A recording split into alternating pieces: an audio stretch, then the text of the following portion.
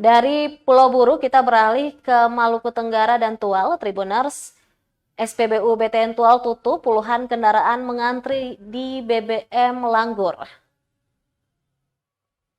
Imbas dari kerusakan pompa Pertalite di SPBU BTN Kota Tual, ratusan kendaraan baik motor, mobil hingga truk ngantri BBM di SPBU Langgur kawasan Jalan Telafer. Pasalnya hanya terdapat 2 SPBU di kedua wilayah yang berbeda administratif tersebut.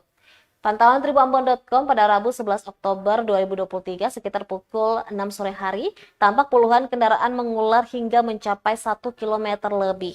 Ini menyebabkan kemacetan di jalan utama depan SPBU Langgur. Salah seorang pengendara mobil, Marcel Patesina warga Kota Tual yang turut mengantri menuturkan, ini merupakan satu-satunya SPBU jadi harus sabar mengantri, walaupun hingga tengah malam.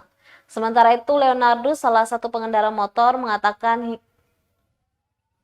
ia juga ikut mengantri karena SPBU yang satunya lagi tutup. Tribuners, hingga saat ini kondisi SPBU masih tutup dan masih dalam perbaikan.